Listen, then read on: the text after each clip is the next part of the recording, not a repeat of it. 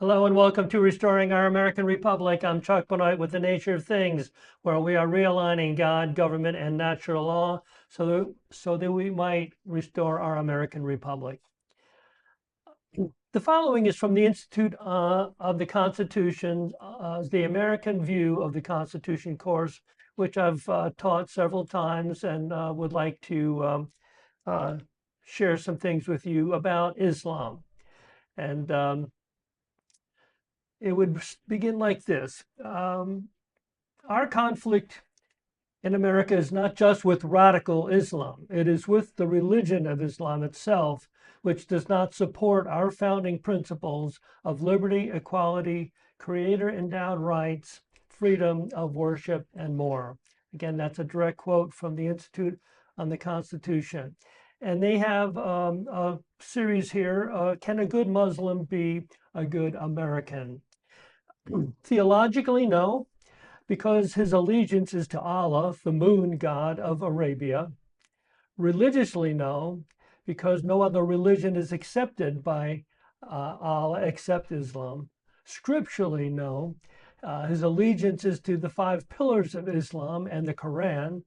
Geographically, no, because his allegiance is with Mecca, to which he turns to pray 5 times a day. Socially, no, because his allegiance to Islam forbids him making friends with Christians and Jews.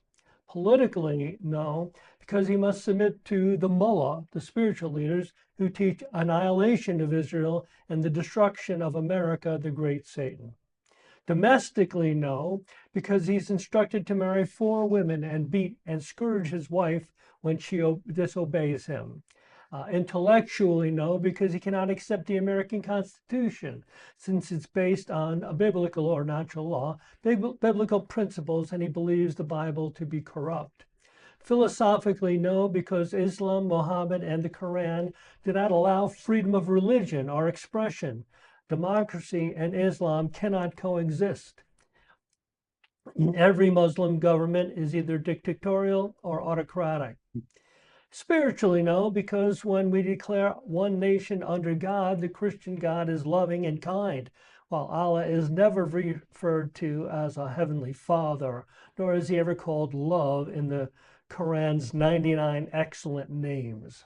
Conclusion, no one can be both a good Muslim and a good American. And maybe we ought to think about that. With that, let's welcome in Mr. Levine. Mike Levine, how are you this morning? I'm okay, Chuck. Great to be with you today. Yeah, well, always a pleasure, sir. It's always informative and oftentimes very exhilarating. Well, let's give it a whirl. What do you say? Yeah, well, we started earlier this week talking about House Bill 607, and we thought possibly we could touch base. It's a huge bill, and it is just enormously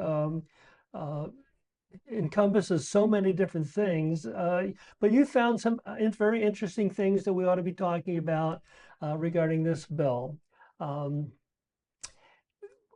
We're also pretty confident that there's not a Senate bill that coordinates with it, right?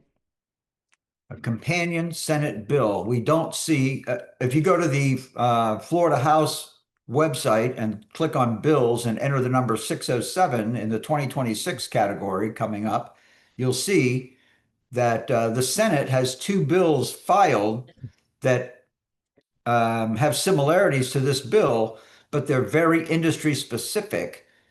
So this bill is comprehensive over all of the professions that are regulated by the Department of Business and Professional Regulation. So for example, if you're looking at if you're looking online on the Florida House or the Florida Senate website, then you'll see something that says either companion or identical or similar, but that's not what it says. So that means, to me, I interpret that as there is no companion bill in the Senate. And of course, ladies and gentlemen, in order for a bill, for legislation to get to the governor's desk, it's got to clear both chambers of the legislature, the House and the Senate. So I don't believe this particular bill has support in the Senate, Chuck. Okay, but there's still possibly a lot of good reasons why we should uh, familiarize ourselves with this particular bill. And you've brought up a couple of different pieces here that we might want to look at a little more specifically here this morning. And the first one we're going to be talking about is the My Safe Florida Home Program. Do you want me to get that website up for you to start? I don't think it's helpful, Chuck. I really don't think people are going to be able to read it or anything like that. I think us just talking about it is really better.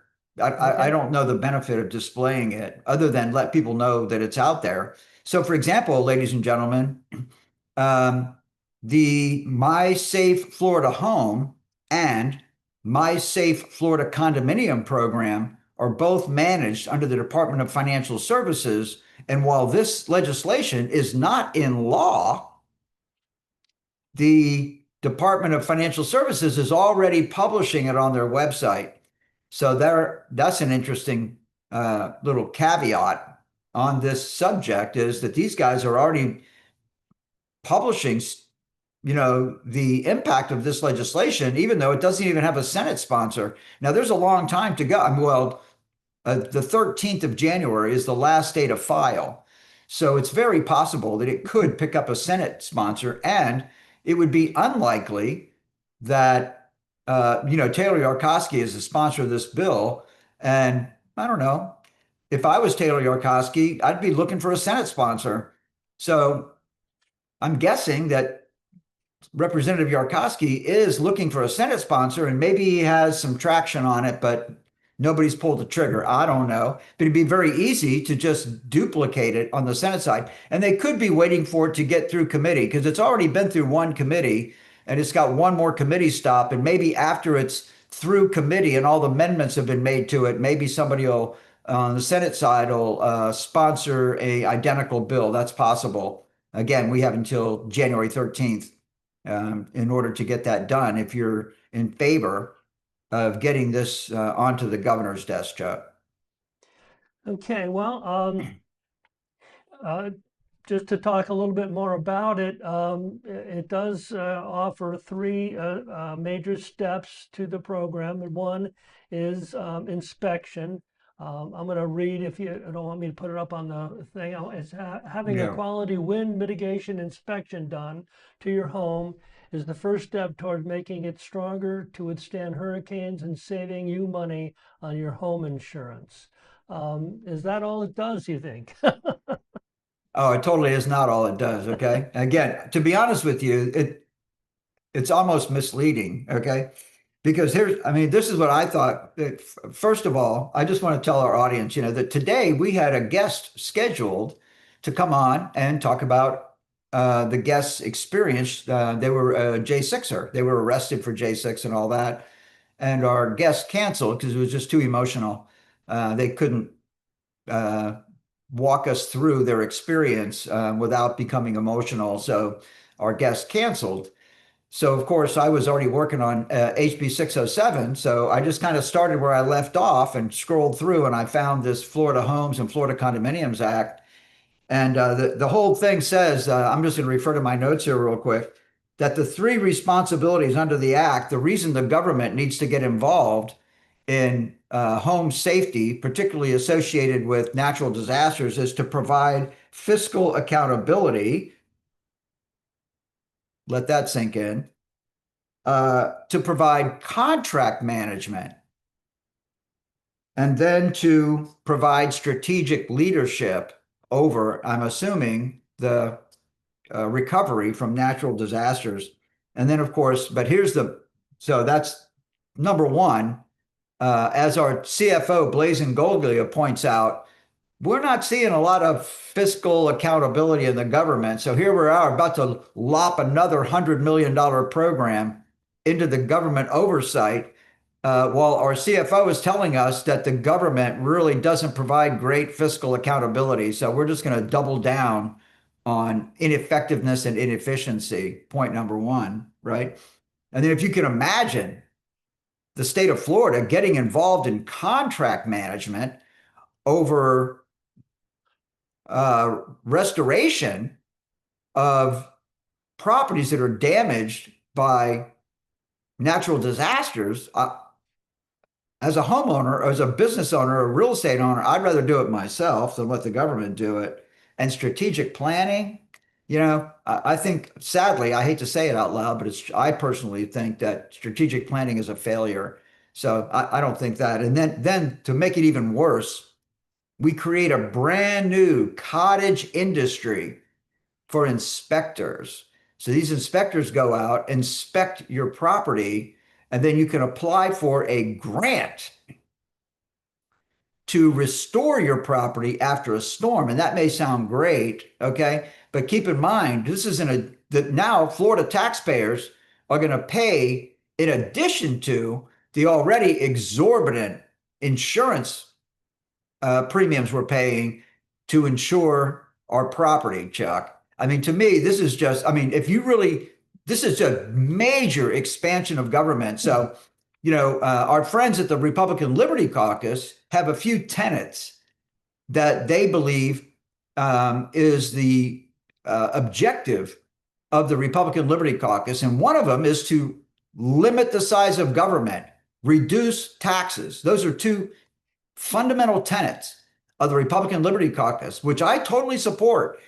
But this provision of this bill does just the opposite. It expands the size of government and expands government expenditures, which are funded by who? Taxpayers, Chuck. We the people, yeah. So for me personally, I find this to be a major move in the wrong direction, locked on top of the Live Local Act and all the other stuff that's going on in the real estate space, Chuck.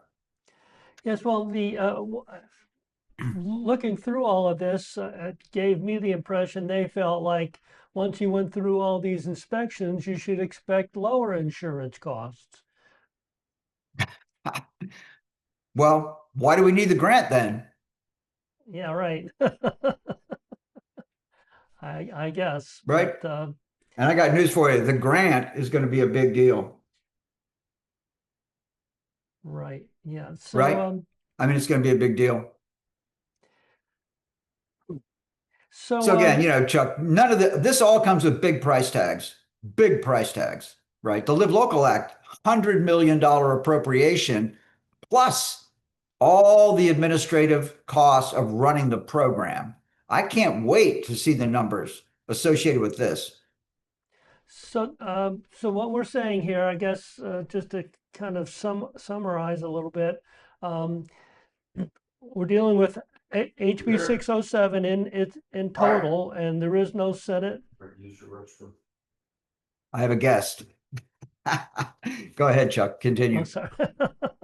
Sorry, a guest just wandered into the studio here. Okay, well, that's good.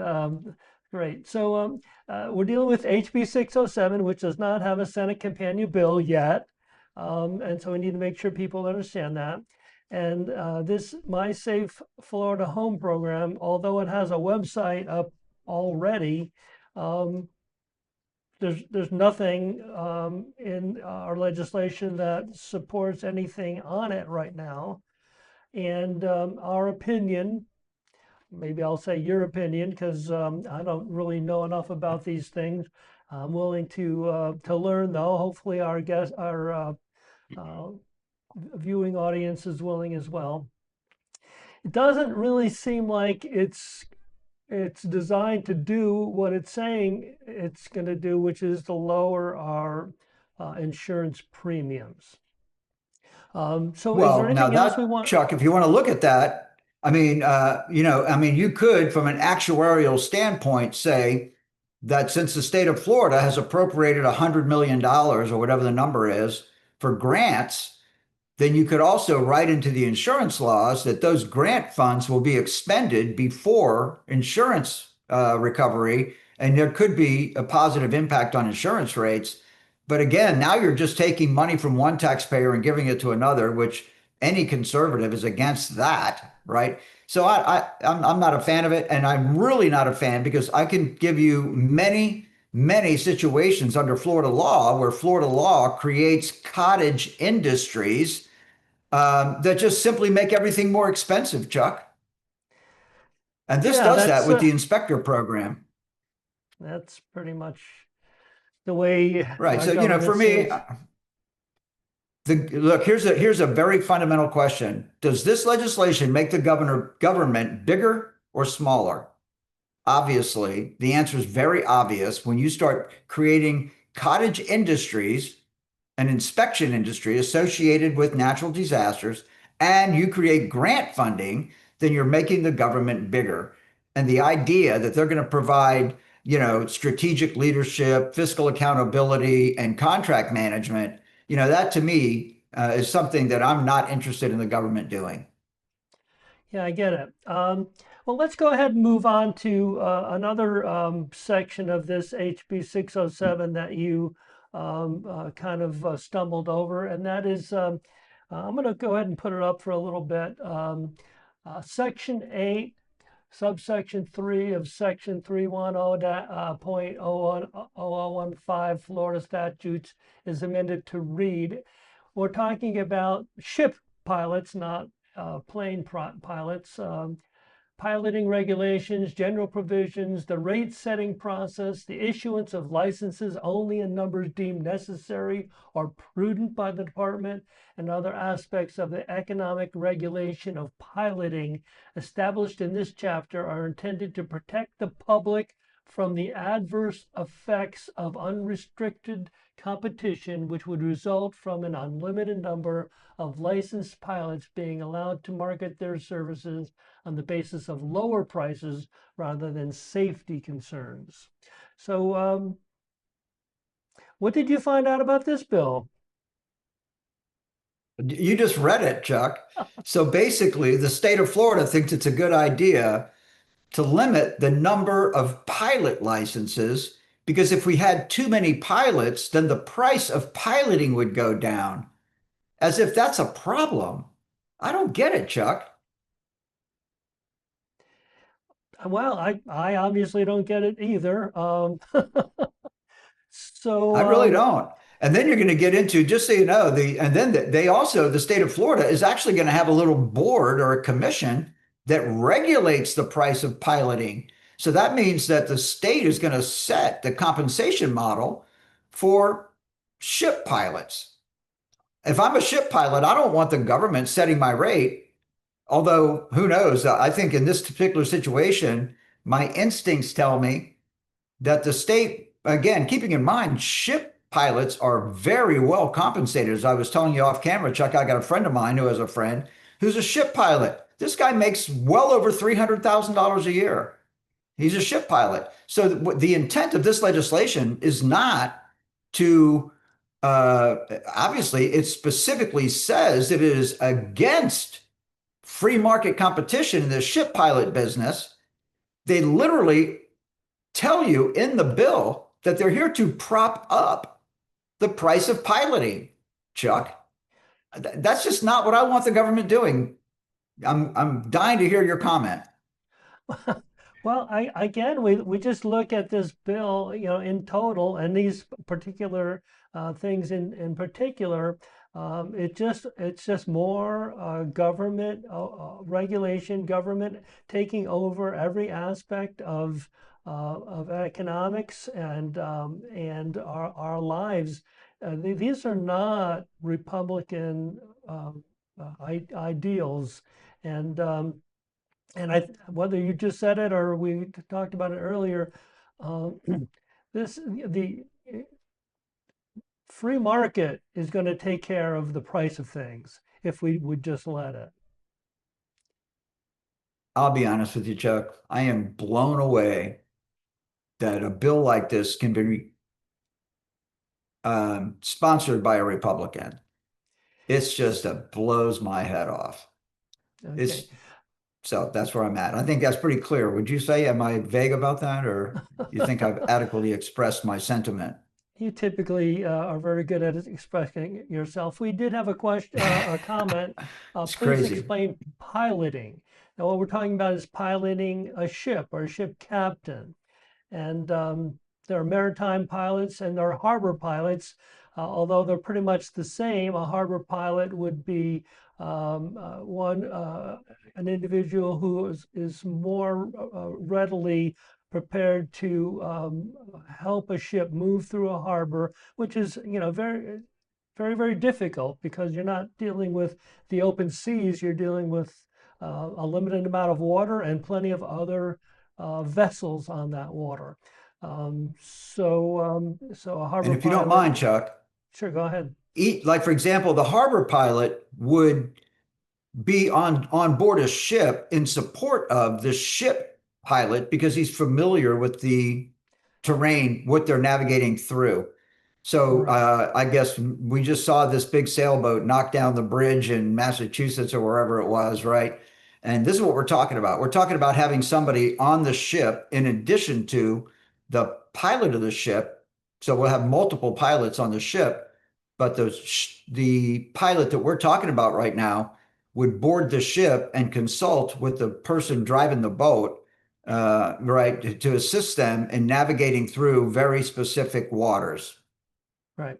And obviously, safety is the main reason for that situation. And I don't know how safe we become by limiting how many people can even have the job. I mean, what would happen if it was all of a sudden a busy particular time or for whatever reasons? For instance, there are often times here in Florida where things get shut down because we do have a hurricane, and we do expect ships to stay away until after that, or the aftermath, and possibly even harbors being harmed to the point where all of a sudden there's this huge backload of ships coming in, and now all of a sudden we just have a certain number of pilots that could help these people into port.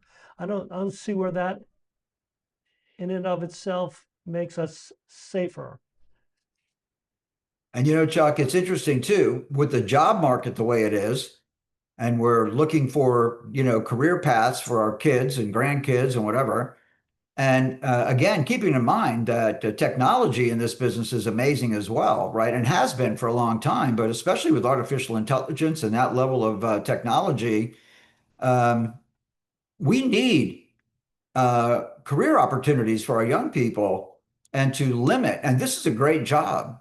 And, which is exactly what we want our young people to be focused on is things that actually create something. So, for example, we just talked about the inspection program and the My Safe Florida Home program. These inspectors create nothing, right? They don't create anything. But what we're talking about now is a job where, this is actually moving goods to market. If you're in a Yeah. in a harbor or a port and you're trying to get cargo ships in and out of this port, this is a necessary function associated with getting goods to market. So now we're going to limit the number of licenses so our young people don't have this as a limited number of our young people have this as an option, right? Yeah. It's just astounding to me that the Florida legislature or any certainly Republican member of the Florida legislature would sign on to something like that. Yeah, we do So keep running into this whole idea, Mike, of what's coming out of Tallahassee just doesn't seem to be doesn't. Oops, hopefully, I don't know what just happened, but hopefully we're still on the air. Uh, the what's coming out of Tallahassee just doesn't seem to be Republican in nature, and you know. It is a bit frustrating. That's all. Chuck, I'm just saying to you that when the special interests know that these guys and girls will give them whatever they want, if they just grease the skids, that's where we're at. Yeah. And I'm just telling you something, it is wrecking our state. It's just really bad. Again, we talk about land use a lot. That's a major problem that when we start pouring concrete over everything in the state of Florida, it's not reparable. And then we get into these major grant programs, creating cottage industries of inspectors who create nothing.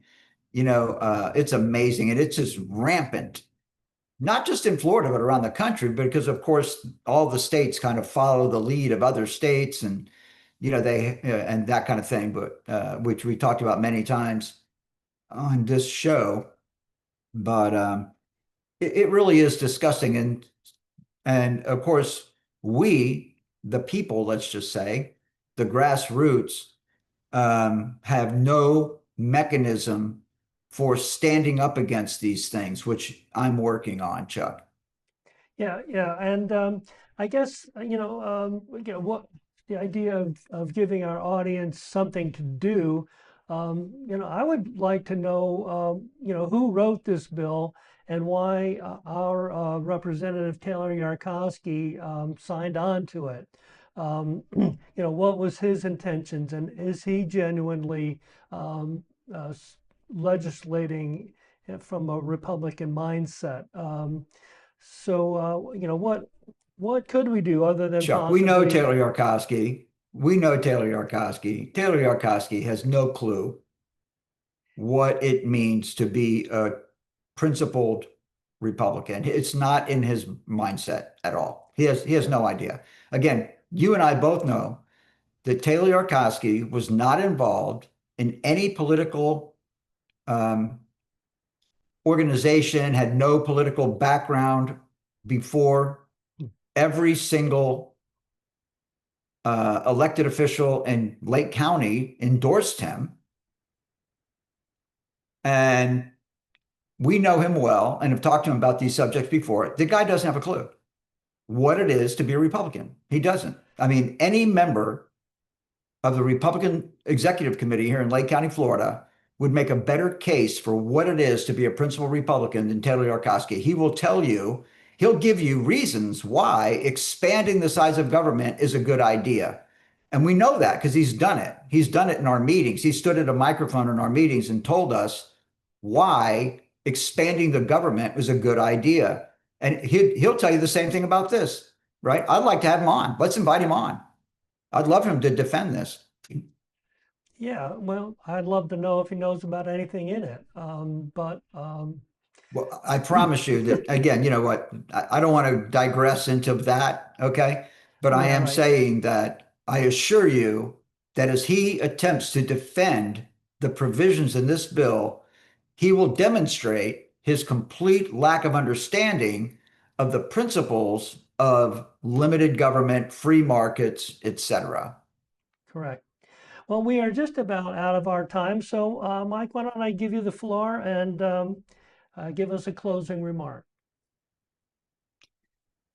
Ladies and gentlemen, as I said and alluded to earlier, it is absolutely compulsory that we, the people, the grassroots of this state, create a mechanism by which we can look our particularly leadership in the eyes and let them know that we have representation in every single county in this state sufficient to control the ballot box. And if these guys do not honor the basic principles of republicanism, that we can and will remove them from office. And I'll just leave it at that, Chuck Benoit. Well, thank you, Mr. Levine, and thank you all again for tuning in to our twice weekly live stream. Please follow us on Facebook at Restoring Our American Republic, or check us out on YouTube at Restoring Our American Republic ROAR. Like and share the program, please. And remember, if you're unwilling to govern yourself, you will be governed by tyrants. Until next time, God bless you. God bless President Donald J. Trump, and God bless America.